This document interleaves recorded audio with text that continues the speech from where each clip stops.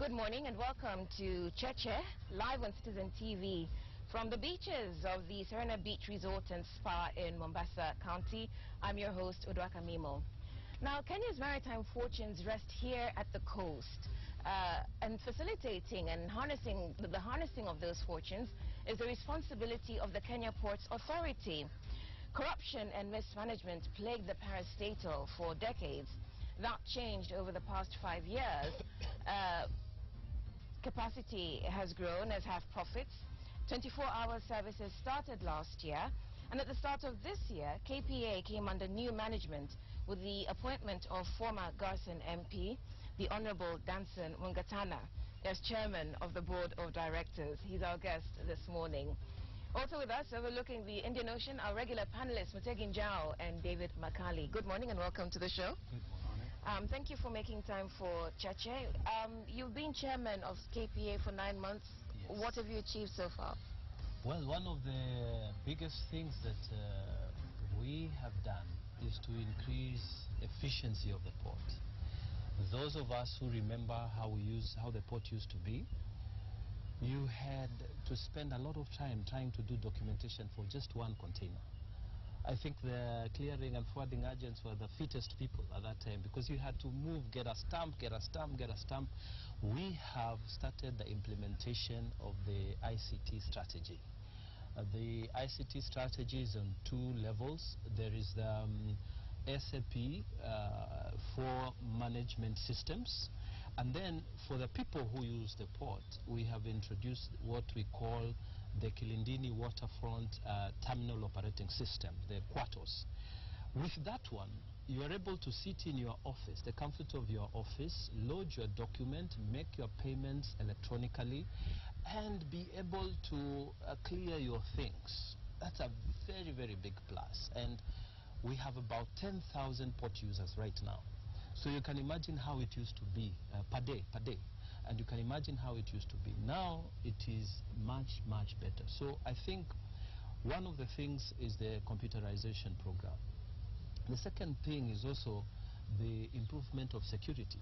Udwak, every Kenyan remembers that the day you say you're bringing your car from Japan, your heart is also beating because you don't know who's going to pull out your radio systems, who's going to pull out things from your car. Now it is a little bit different. You land at that place within 48 hours. We guarantee you your car will be out of that place, and you will be able to put to pick from any CFS container terminal where you want to collect your car from.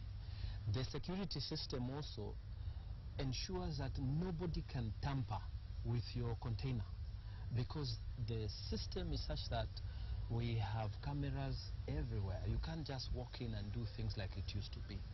So, and I should pay tribute here to the 3 teams. Our board of directors done a fantastic job in accomplishing the vision. Our managing director with his senior management team, they have been focused on implementation of the strategy. And our dock workers union, they have also been really positive. Of course, not remembering our stakeholders, our business people. So I think we've done very well up to where we are. But going forward, we have... we'll come to that in a minute. David looks skeptical. But you talked about improved efficiency. How do you measure that? We measure it from just the timelines within which you can clear business, or ease of doing business. Yeah, the ease of trading with the port itself. I mean, they've always been... I have had opportunity to deal with the port. Yes. As you said, the running was a lot. Yes. You had to carry forms here to there, to there, and so forth. Yeah. That has been shortened with that system you mentioned. Yeah. But that is only shortening the processes, but not necessarily improving the efficiency. That's one aspect of improving the efficiency, but it's not the all. So we come to the question of how do you measure efficiency? Is measured by the customer. You know, the consumer is the one who gives you back the report. Right. The port is a gateway. It's not just serving Kenya. It's serving Uganda, it's serving Burundi, Rwanda, northern Tanzania, on the other side, down all the way to DRC Congo, and on the other side we are doing Ethiopia, we are doing Juba. These people will tell you and they will testify that things have changed.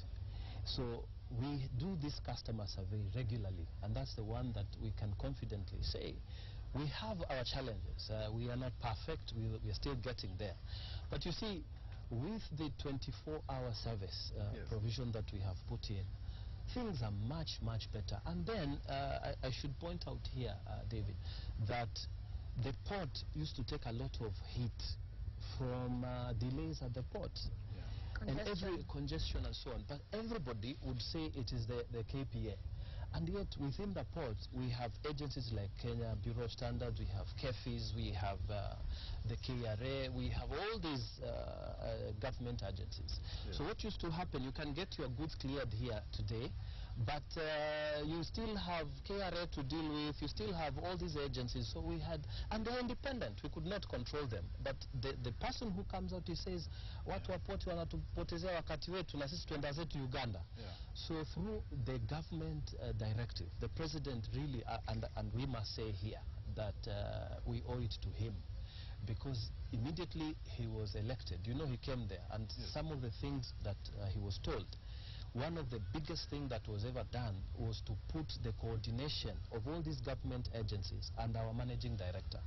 So what happens is these coordinating agencies work under as a team now, as opposed to when everybody was independent.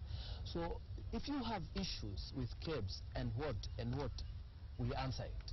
And then that coordination of all these government agencies meant efficiency has increased. Okay, but how do you measure it? Are you telling us that it will take, in the case of cars, you gave us 48 hours.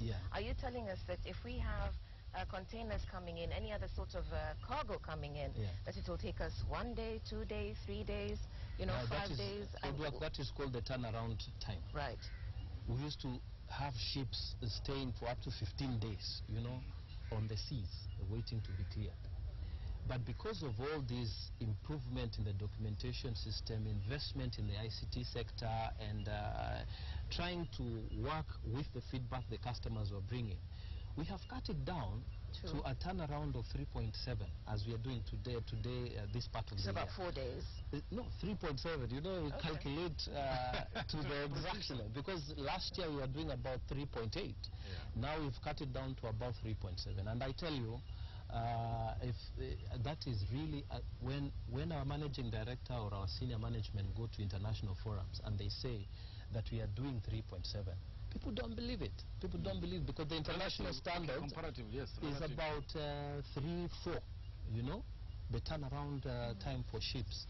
We've done a lot of this. And why? Because we as a board have a strategic plan, a 25-year strategic plan, and we implement it in 5-year cycles. If you look at the container traffic, the volume of traffic in 2012, we were doing 903,000 TEUs. TEUs are just containers, Then in 2013, there was a dip to 894,000 TEUs. And that was because of the election jitters and so on. In this year, we are expecting to do 980,000 containers, 2014. Now, the port capacity is 1.1 million TEUs. And that's not good for us, because you see, very thin margin. The margin is very thin. We are doing about 80%, and the international standards require us to be at about 70%. What we have done is the continued expansion program. We have completed the berth number 19, which was opened by the former President Kibaki. And now we are in the process of doing berth number 20 and 21. When we finish 20 and 21, this is the first phase of the second container terminal. We will increase our capacity to 1.5 million TEUs, which is good. But when the whole thing is done, the whole expansion program of the second container terminal is completed, we will be have increased by 1.2 million, which means we double the capacity we have. How does that increase relate to the, of course, the lapsed developments of opening up Lamu? You're increasing capacity, but we're also opening up a new port that is going to take part of this business. So how is your projection and strategy? We, in terms of strategic thinking, we want to let Lamu handle a certain type of cargo. Which is what? Lamu, let me just give you quickly. Lamu, we intend to build 3 berths. First government input will be the construction of 3 berths, and which we have even signed a memorandum of agreement with the Chinese contractor. Now, going forward, that side, you remember Lamu is where, in the LAPSET initial thinking, we will be bringing the oil from South Sudan. Yes. And now we have our own oil in Turkana, which will be coming. Down here, you know, Lamu is not too far away from Machakos and Kitui. We have coal there, huge coal deposits. Yeah. Lamu itself has discovered some gas deposits. So this side of Lamu, we want to do it heavy minerals, industrial kind of thing, so that we really will not affect the current kind of goods and services. Well, you can't determine if, somebody in South Sudan wants their containers through Lamu, for example, certain types of cargo that are destined to those countries served by LAPSET. Yeah. And it's cheaper. That's why we're creating a port that will open up that side of business as well. Yeah. Would you then constrict on the growth of that sector, of that port, by limiting the kind of business it can do? Even when it's cheaper commercially to transact using Lamu? No, but you see, the fact of the matter is, the kind of cargo, you know, there's also, let me just say, we are not the first people who are doing specialization. Right. We are not inventing the wheel. There are many other countries with several kind of ports, and you try to advise clients. Of course, at the end of it, the client must, we cannot force them. Yes. But if, for example, I'm the port, and I'm telling you, if you come through here, I will give you this kind of tariffs to entice you. If you clear through here, and through there, when you're doing this type of goods, I will give you this kind of tariffs. Yes. A businessman will make a business decision. So we see going forward that this is going to be a very, very specialized kind of port. And we believe that Kenyans will see to it. Now, the other side of it, because Kenyans need to hear this. When we finish the construction of the second container terminal, and the target is February 2016, although the contractor, the Japanese contractor, now I'm talking about Mombasa, is saying that by November 2015 he will be finished because he's ahead of schedule. When we finish that one, we'll be doing at least direct employment of 1,000 people in that area. You know, when we finish Lamu, the 3 berths, we'll be doing direct employment of at least 1,500 people. So opportunities are there for growth, and we as a port, we are saying it is time now for those who are finishing school. Don't just go and study, accounts and so on. Come to Bandari College, start preparing, because the opportunities are coming. Yeah. And when they come, you have to be ready. You talk of Lamu. Yeah. Lamu is going to be under KPA. Yes. It's not going to be run separately. Actually, yes. The broader question to that, as part of your expansion plan, your strategic objectives, this issue of privatization. Yeah. Where do you stand on that? Because now let me just explain this. It's not actually privatization; it is concessioneering. You know, and it's good for us to have the facts. Kenyans need to know that because of the strategic plan of 25 years, it was clear that the container traffic was increasing and we were not going to be able to handle. So there was need for us to create new berths, okay? The constraint was there is no money. We are a fully owned corporation, corporate that is owned by the government. So we went to our mother. Our mother tells us, hakuna pesa, look for opportunities. So again, our mother went to partner with the government of Japan. The government of Japan gave us a loan, 23 billion, to create the first phase of the second container terminal. That is berth number 20 and 21. So this is a loan. It's not free money, which is being given through JICA. It's not free money. And when you go to take a loan, the owner of that money, David, has a right to give you conditions. So what are the conditions of this? Exactly. I'm coming to this. One of the things they said, we want to be sure that our installments will be due and it will be paid on time. This loan was given, it's a 40-year period. The first 10 years is a grace period, and we have four more years before the repayments start hitting us. But they said we want a private operator. That's the concessionaire. Yes. Because a private operator, we will sign with them an agreement. He will be on time.